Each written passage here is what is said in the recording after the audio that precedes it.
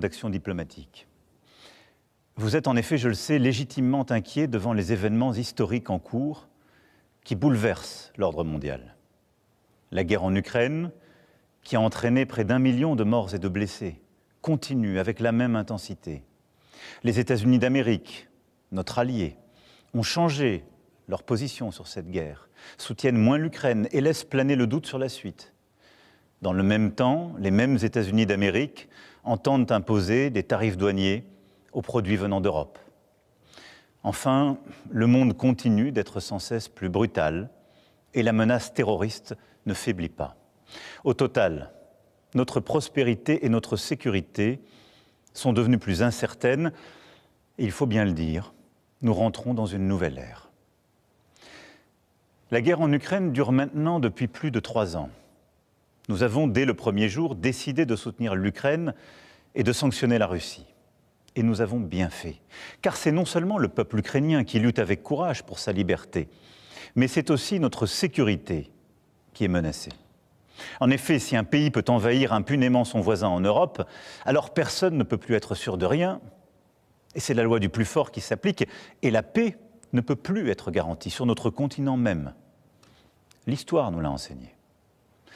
Au-delà de l'Ukraine, la menace russe est là et touche les pays d'Europe, nous touche. La Russie a déjà fait du conflit ukrainien un conflit mondial. Elle a mobilisé sur notre continent des soldats nord-coréens, des équipements iraniens, tout en aidant ces pays à s'armer davantage. La Russie du président Poutine viole nos frontières pour assassiner des opposants, manipule les élections en Roumanie, en Moldavie. Elle organise des attaques numériques contre nos hôpitaux pour en bloquer le fonctionnement. La Russie tente de manipuler nos opinions avec des mensonges diffusés sur les réseaux sociaux. Et au fond, elle teste nos limites. Elle le fait dans les airs, en mer, dans l'espace et derrière nos écrans. Cette agressivité ne semble pas connaître de frontières. Et la Russie, dans le même temps, continue de se réarmer, dépensant plus de 40% de son budget à cette fin. D'ici 2030, elle prévoit d'encore accroître son armée, d'avoir 300 000 soldats supplémentaires, 3 000 chars, 300 avions de chasse de plus. Qui peut donc croire, dans ce contexte, que la Russie d'aujourd'hui s'arrêtera à l'Ukraine? La Russie est devenue, au moment où je vous parle et pour les années à venir, une menace pour la France et pour l'Europe. Je le regrette très profondément. Et je suis convaincu qu'à long terme, la paix se fera sur notre continent avec une Russie redevenue apaisée et pacifique. Mais la situation que je vous décris est celle-là et nous devons faire avec. Alors face à ce monde de danger, rester spectateur serait une folie. Il s'agit, sans plus tarder, de prendre des décisions pour l'Ukraine, pour la sécurité des Français, pour la sécurité des Européens. Pour l'Ukraine d'abord. Toutes les initiatives qui aident à la paix vont dans le bon sens et je veux ce soir les saluer. Nous devons continuer d'aider les Ukrainiens à résister jusqu'à ce qu'ils puissent négocier avec la Russie une paix solide pour eux-mêmes et pour nous tous. C'est pour cela que le chemin qui mène à la paix ne peut pas passer par l'abandon de l'Ukraine, bien au contraire. La paix ne peut pas être conclue à n'importe quel prix et sous le diktat russe. La paix ne peut pas être la capitulation de l'Ukraine. Elle ne peut pas être son effondrement. Elle ne peut pas davantage se traduire par un cessez-le-feu qui serait trop fragile. Et pourquoi? Parce que là aussi, nous avons l'expérience du passé. Nous ne pouvons pas oublier que la Russie a commencé d'envahir l'Ukraine dès 2014 et que nous avons alors négocié un cessez-le-feu à Minsk. Et la même Russie n'a pas respecté ce cessez-le-feu. Et nous n'avons pas été capables de maintenir les équilibres faute de garanties solides. Aujourd'hui, on ne peut plus croire la Russie sur parole. L'Ukraine a droit à la paix et la sécurité pour elle-même, et c'est notre intérêt, et c'est l'intérêt de la sécurité du continent européen. C'est en ce sens que nous travaillons avec nos amis britanniques, allemands et plusieurs autres pays européens.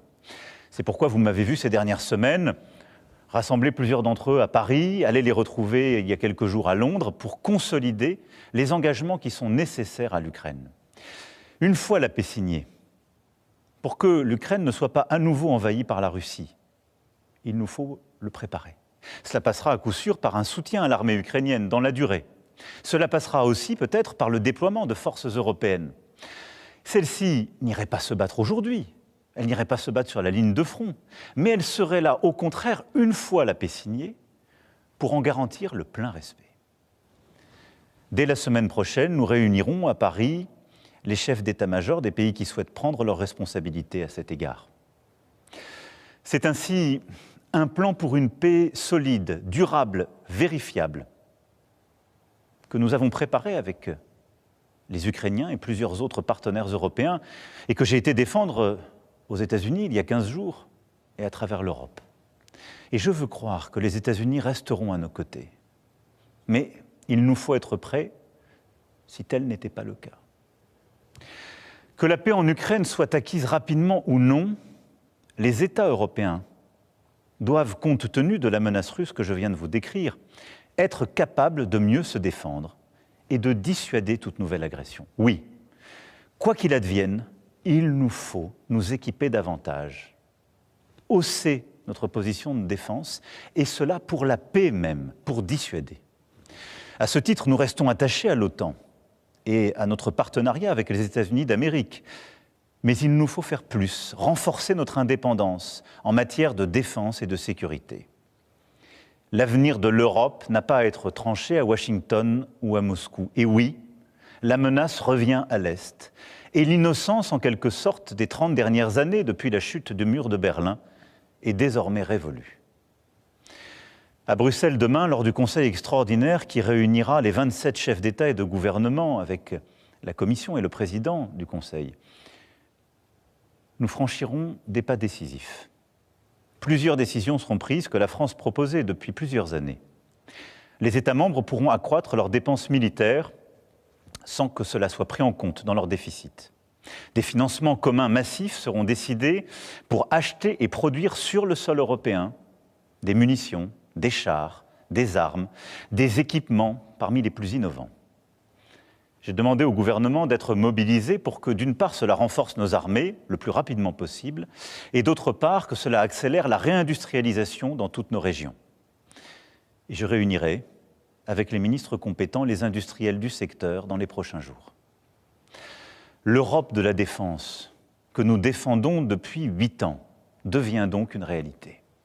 Cela veut dire des pays européens davantage prêts à se défendre et à se protéger, qui produisent ensemble les équipements dont ils ont besoin sur leur sol, qui sont prêts à davantage coopérer, à réduire leur dépendance à l'égard du reste du monde.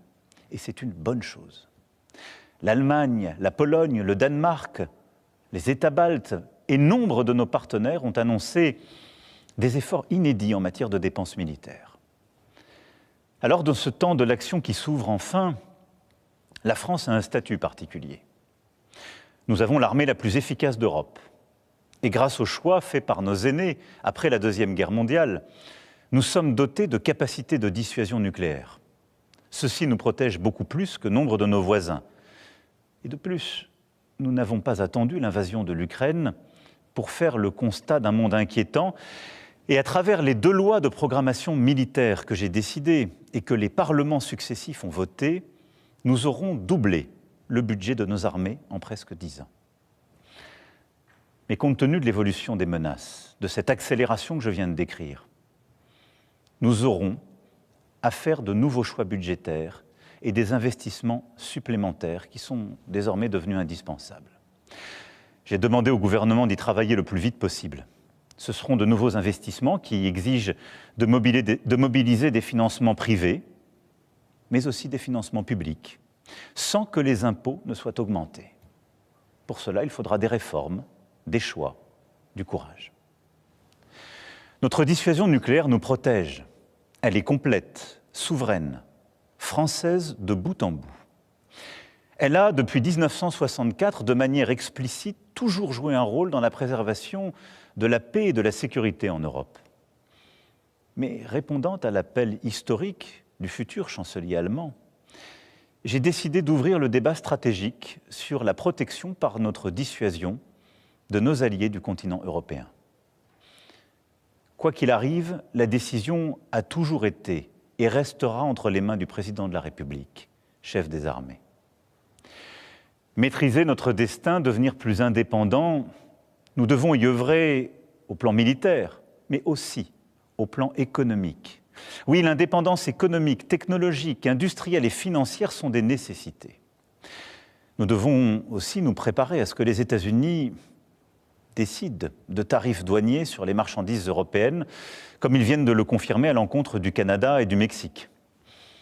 Cette décision incompréhensible, tant pour l'économie américaine que pour la nôtre, aura des conséquences sur certaines de nos filières. Elle accroît la difficulté du moment, mais elle ne restera pas sans réponse de notre part. Alors, tout en préparant la riposte, avec nos collègues européens, nous continuerons, comme je l'ai fait voilà 15 jours, à tout tenter pour convaincre que cette décision nous ferait du mal à tous. Et j'espère, oui, convaincre et en dissuader le président des États-Unis d'Amérique. Au total, le moment exige des décisions sans précédent depuis bien des décennies. Sur notre agriculture, notre recherche, notre industrie, sur toutes nos politiques publiques, nous ne pouvons pas avoir les mêmes débats que naguère.